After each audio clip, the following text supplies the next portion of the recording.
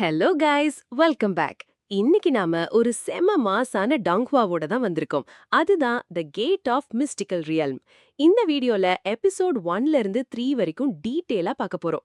ஆரம்பத்துல ரொம்ப சாதாரணமா இருக்கிற நம்ம ஹீரோவோட லைஃப்ல ஒரு பெரிய டர்னிங் பாயிண்ட் வருது.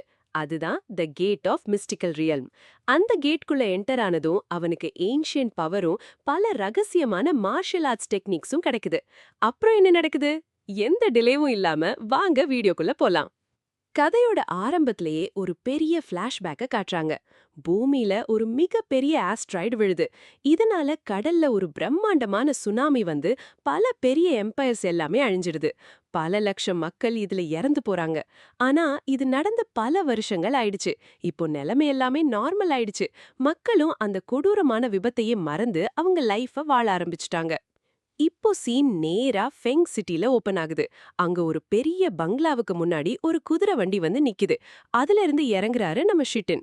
இவர் யாருன்னா ஜின் ஃபேமிலியோட 7வது மருமகன். ஆனா அவர் நிலைமை ரொம்ப மோசமா இருக்கு. உடம்பு முடியாம கழுத்துல ஒரு விசித்திரமான தழும்போ இருக்கு. அவர் குணமாகி வருவாருன்னு அவங்களோட மனைவியும் பொண்ணும் ஒரு ரூம்ல பதட்டமா வெயிட் பண்ணிட்டு இருக்காங்க. ஆனா டாக்டர் வந்து சாரி, எங்களால அவரை காப்பாத்த முடியலன்னு சொல்ல, அதை கேட்டு அவங்க மனைவி ரொம்பவே கதறி அழுவுறாங்க. அப்படியே சீன் கட்டானா ஜின் ஃபேமிலியோட ஆன்செஸ்டர் ஹவுஸ காட்டுறாங்க. அங்க 3 பேரு ஒரு மர்மமான ஆள்கிட்ட ஷிட்டின் திரும்ப வந்துட்டான், ஆனா அவன் கழுத்துல ஒரு விசித்திரமான மார்க் இருக்குன்னு ரகசியமா ரிப்போர்ட் பண்றாங்க. அத கேட்டதும் அந்த ஆள் அவங்கள போக சொல்லிட்டு திடீர்னு பின்னாடி போய் அந்த 3 பேரையும் கொடூரமா கொன்னுடுறான். அப்போ ஷிட்டினுக்கு நடந்த விபத்துக்கு பின்னாடி ஏதோ பெரிய சதி இருக்கு. இப்போ ஜின் ஃபேமிலியோட ஹெட்ட காக்கலாங்க. அவனோட 7வது தங்கச்சி ஜின் ஜென் கிட்ட ரொம்ப கோபமா சத்தம் போடுறான். நீ எப்படி ஒரு வெளியாளுக்கு அந்த 7 ஸ்டேஜ் பில்ல குடுக்கலான்னு கேக்குறான். அதுக்கு அந்த தங்கச்சி, நீங்க எப்படி ஜெக்க வெளியாள்னு சொல்லலாம்? அவன் என் கணவரோட பையன். ஷிட்டின் மட்டும் இல்லனா இன்னைக்கு ஜின் ஃபேமிலி இந்த அளவுக்கு ஒரு பெரிய நிலைமையில இருந்திருக்காதுன்னு சொல்லி ஜெக்க தத்தெடுக்க அனுமதி கேக்குறாங்க. இத கேட்டதும் ஃபேமிலி ஹெட்டுக்கு செம்ம டென்ஷன் ஆகுது. 2 பேருக்கு நடுவுல ஆர்குமெண்ட் சூடா போயிட்டு இருக்கும்போது கரெக்டா ஜின் ஃபேமிலியோட 5வது பையன் மாசா என்ட்ரி கொடுக்கறான். அவன் கையில ஒரு டோக்கனை காட்டி நம்ம ஆன்செஸ்டர்ஸ் அந்த பையனை இங்க கொண்டு வர சொல்லி ஆர்டர் போட்டிருக்காங்கன்னு சொல்றான். இப்போ சீன் நேரா ஷிக்கான் வில்லேஜ காட்டுறாங்க. அங்க நம்ம ஹீரோ ஜெக் அவனோட ஃப்ரெண்ட் ஜெயின் கூட சேர்ந்து பீச்ல கருவாடு பொறுக்கிட்டு இருக்கான். அப்போ ஒரு லேடி வந்து ஏண்டா கருவாடு திருடுறீங்கன்னு துரத்த 2 பேரும் எஸ்கேப் ஆகி கடல்ல மீன் பிடிக்க போறாங்க. இங்கதான் கைஸ் நம்ம ஹீரோட லைஃப்ல ஒரு விசித்திரமான சம்பவம் நடக்குது. கடல்ல மீன் பிடிச்சிட்டு இருக்கும்போது காப்பாத்துங்கன்னு ஒரு சத்தம் கேக்குது. தண்ணிக்குள்ள போய் பார்த்தா அங்க ஒரு மர்மமான ஆயிஸ்டர், அதாவது சிப்பி இருக்கு. அதுக்குள்ள ஏதோ டீமன் இருக்குமோன்னு ஜெக் பயந்து விலகும்போது ஒரு ஈவில் எனர்ஜி அவன் அப்படியே கட்டி போடுது. வேற வழியே இல்லாம அவன் அந்த சிப்பியை திறந்ததும் உள்ள இருந்து ஒரு அழகான சீ ஸ்பிரிட், அதாவது கடல் தேவதை வெளியே வருது. ஆனா அந்த நேரத்துல நம்ம ஹீரோவுக்கு ஆக்சிஜன் லெவல் தீர்ந்து போய் தண்ணி கூட மூழ்க ஆரம்பிக்கிறான். அப்படியே மயக்க நிலைக்கு போற ஹீரோவை அந்த சீ ஸ்பிரிட் காப்பாத்துது. அது மட்டும் இல்லாம அவனோட உடம்புக்குள்ள ஒரு புது கல்டிவேஷன் பவரை செலுத்திட்டு அவன் கையில ஒரு டிவைன் பில்லையும் கொடுத்துட்டு மறைஞ்சிடுறா. கட் பண்ணா நம்ம ஹீரோ கரையில பத்திரமா முழிச்சு பாக்குறான். பக்கத்துல அவனோட ஃப்ரெண்ட் செயின் நிக்கிறான். ஜெக் உடனே எங்கடா அந்த பொண்ணு கேட்க, அதுக்கு செயின், இவன்ன லூசு மாதிரி பிதற்றான், இங்க யாருமே வரலையேன்னு செம்மையா கலாய்க்கிறான். அப்போதான் ஜெக் தன் கையில இருக்கிற அந்த விலையுயர்ந்த டிவைன் பில்ல கவனிக்கிறான். இத வித்தா செட்டில் ஆகிடலான்னு செயின் பிளான் போட்டாலும் இது விற்பனைக்கு இல்லன்னு ஹீரோ கராரா சொல்லிடுறான். முழிச்சு பார்த்த ஹீரோவுக்குள்ள ஏதோ ஒரு மிகப்பெரிய மாற்றம். உடம்புல இப்போ ஒரு புது பவர் உருவாகிருக்கு. 2 பேரும் கிராமத்துக்கு திரும்பி வரும்போது சந்தோஷமா வீட்டுக்கு போற நம்ம ஹீரோவுக்கு அங்க ஒரு மிகப்பெரிய ஷாக் காத்துட்டு இருக்கு நண்பா. வீட்டோட நிலைமையே தலைகீழ மாறி கிடக்கு. வாசல்லே பார்த்தா சைனோட அப்பா ரத்த வெள்ளத்துல கிடக்குறாரு. பதறி போய் உள்ள ஓடுறான் ஜெக்கு. அங்க ஒரு மாஸ்க்ட் மேன் ரொம்ப கொடூரமா நின்னுட்டு இருக்கான். அவன் சைனோட அம்மாவை மிரட்டி இந்த 3 பேர்ல அந்த ஸ்பெஷல் சைல்டு யாருன்னு கேக்குறான். அவங்க பயத்துல தெரியாம ஜெக்க பாக்க அந்த வில்லன் எல்லாத்தையும் புரிஞ்சுக்கிறான். அடுத்த செகண்ட் கண்ணிமைக்கிற நேரத்துல சைனோட அம்மாவை கொன்னுடுறான் அந்த பாவி. இத பார்த்ததும் நம்ம சைனுக்கு கோவம் தலைக்கு ஏறுது. தான் அம்மாவை கொன்ன அந்த வில்லனை அடிக்க போறான். ஆனா அந்த ரூத்லெஸ் வில்ல கொஞ்சமும் இரக்கம் இல்லாம நம்ம சைனையும் அங்கேயே போட்டு தள்ளுறான் நண்பா. இதை விட கொடுமை என்னன்னா, சைனோட சின்ன தங்கச்சியையும் ஜெக்கு கண்ணு முன்னாடியே கொடூரமா கொலை பண்றான். ஒரே நிமிஷத்துல ஒரு மொத்த குடும்பத்தையுமே அந்த கோல்டு பிளடட் சைக்கோ முடிச்சிடுறான். தான் கண்ணு முன்னாடியே தான் நண்பனும் அவனோட குடும்பமும் சிதைக்கப்படுறத பார்த்து நம்ம ஹீரோ ஜெக்கு கதறி அழுறான். ஆனா அந்த வில்லனுக்கு மனசாட்சியே இல்ல. ஜெக்கையும் ஒரு கத்தியால குத்திட்டு தடயமே இருக்க கூடாதுன்னு அந்த வீட்டுக்கு தீய வச்சுட்டு அங்கிருந்து எஸ்கேப் ஆகிடுறான். ஜெக் இப்போ மரணத்தோட விளிம்புல தரையில கிடக்குறான். ஆனா அவனுக்குள்ள அந்த வில்லனை பழி வாங்கணுங்கிற வெறி மட்டும்தான் நெருப்பா எரிஞ்சிட்டு இருக்கு. அப்போதான் நண்பா அங்க ஒரு மிரக்கல் நடக்குது. சாகுற நிலைமையில இருக்கிற ஜெக்கோட ரத்த துளிகள் அவன் கையில வச்சிருந்த அந்த டிவைன் பில் மேல படுது. அந்த ரத்தம் பட்ட உடனே அந்த மாத்திரை பயங்கரமான ஒரு மிஸ்டிக்கல் பவரை வெளிப்படுத்துது. ஒரு பிரகாசமான வெளிச்சம் வந்து ஜெக்கோட காயங்கள் எல்லாத்தையும் மாயமா குணப்படுத்துது. அந்த வீடே தீ பிடிச்சு எரிஞ்சிட்டு இருக்கும்போது கரெக்டா ஜின் ஃபேமிலி அனுப்பி வச்ச ஆட்கள் அங்க வர்றாங்க.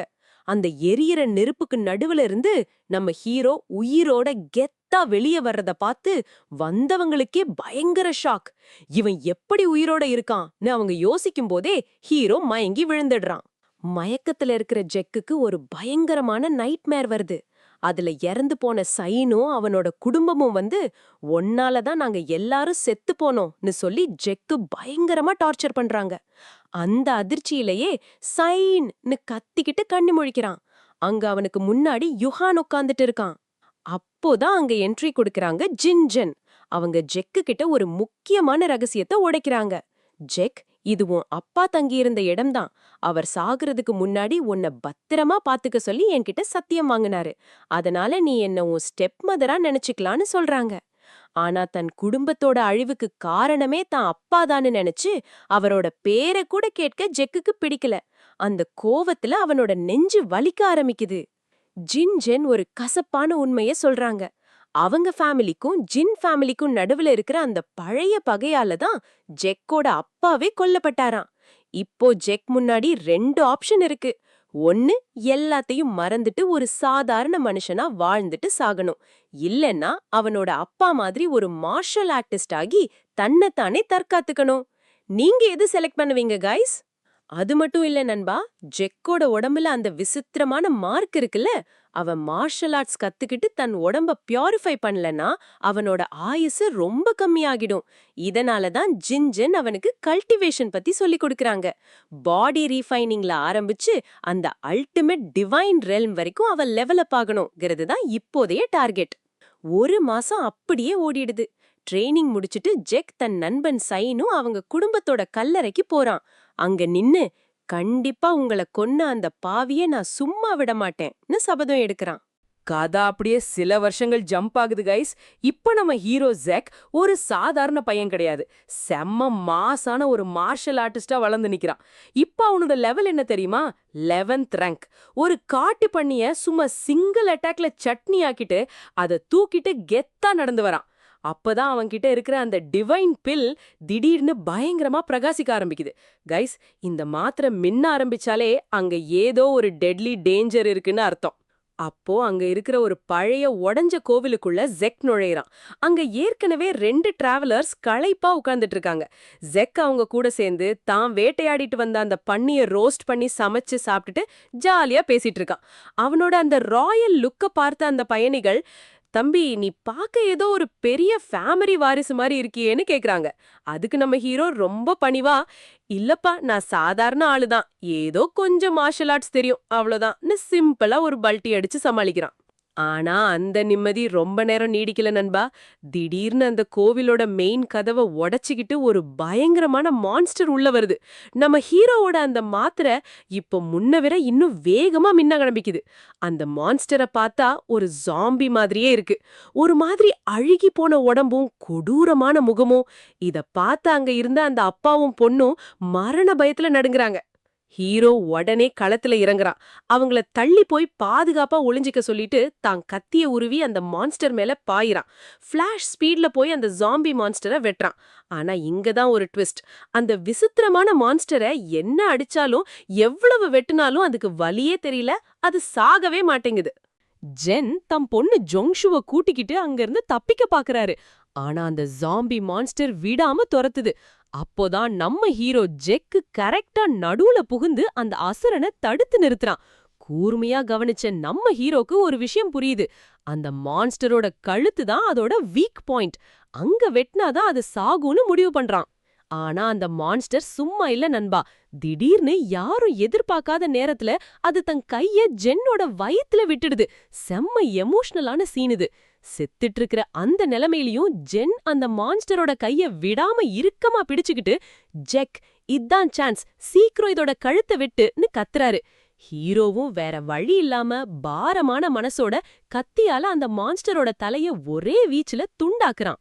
ஜென் சாகறதுக்கு முன்னாடி ஒரு மர்மமான பாக்ஸ ஜெக்கு கிட்ட கொடுத்து, இது எங்க குடும்பத்தோட ரொம்ப விலை உயர்ந்த ஏன்ஷியன்ட் ட்ரெஷர், இத நீயே வச்சுக்கோ, பதிலுக்கு என் பொண்ணு ஜொங்ஷுவ நீயே கல்யாணம் பண்ணி பாதுகாப்பா பாத்துக்கோன்னு ஒரு கோரிக்கை வைக்கிறாரு.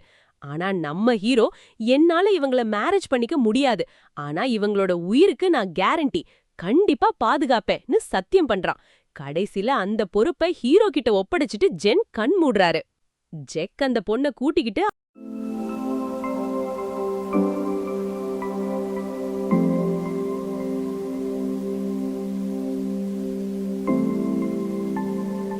அவளோட நிச்சயிக்கப்பட்ட மாப்பிள்ள வீடான வாங் ஃபேமிலி மேன்ஷனுக்கு போறான். அங்க வாங் இவள பார்த்ததும் ரொம்ப சந்தோஷப்படுறான்.